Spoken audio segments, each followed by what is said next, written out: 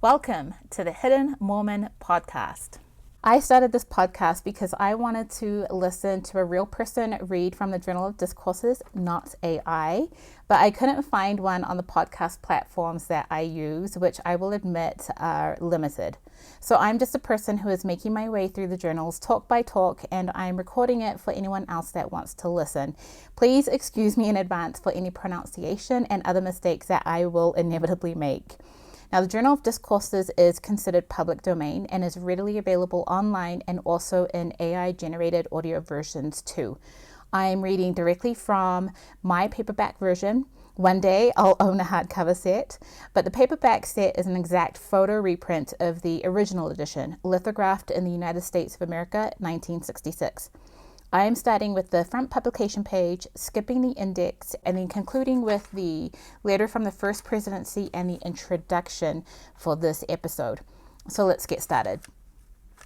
Journal of Discourses by Brigham Young, President of the Church of Jesus Christ of Latter-day Saints, his two counselors, the 12 apostles, and others, reported by G.D. Watt and humbly dedicated to the Latter-day Saints in all the world, Volume 1. Liverpool, published by F.D. Richards, 36 Islington, London. Latter-day Saints' Book Depot, 35 Jewin Street City, 1855. Letter from the First Presidency, Great Salt Lake City, Utah Territory, June 1st, 1853. Elder Samuel W. Richards and the Saints Abroad. Dear Brethren, it is well known to many of you that Elder George D. Watt, by our counsel, spent much time in the midst of poverty and hardships to acquire the art of reporting in phonography, which he has faithfully and fully accomplished. And he has been reporting the public sermons, discourses, lectures, etc., delivered by the Presidency, the 12, and others in this city for nearly 2 years, almost without fee or reward. Elder Watt now proposes to publish a journal of these reports in England for the benefit of the saints at large, and to obtain means to enable him to sustain his highly useful position of reporter. You will perceive at once that this will be a work of mutual benefit, and we cheerfully and warmly request your cooperation in the purchase and sale of the above-named journal, and wish all the profits arising therefrom to be under the control of Elder Watt. Brigham Young, Heber C. Kimball, Willard Richards, First Presidency of the Church of Jesus Christ of Latter-day Saints. Introduction. To the Saints Abroad. This Journal of Discourses appears in a semi-monthly sheet of 16 pages, upon good paper, and in a plain, round type that aged persons can read with ease, and forms a volume of nearly 400 pages.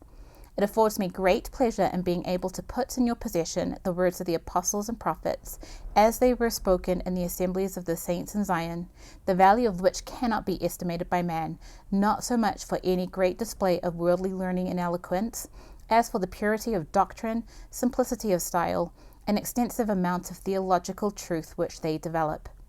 Realizing the moral and intellectual benefit the saints at home derive from them, I have earnestly desired the time when you also would be enriched by the same incalculable treasure.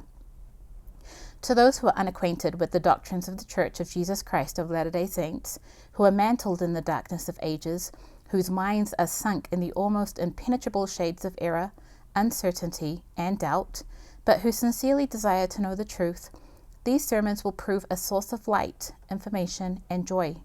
And according to the vocation which belongs to the eternal priesthood, all authorized ministers of God will hail their publication with gladness, for such an embodiment of doctrine will greatly accelerate the grand object they have in view, the salvation of souls, the instruction of saints, and the building up of Zion in the last days.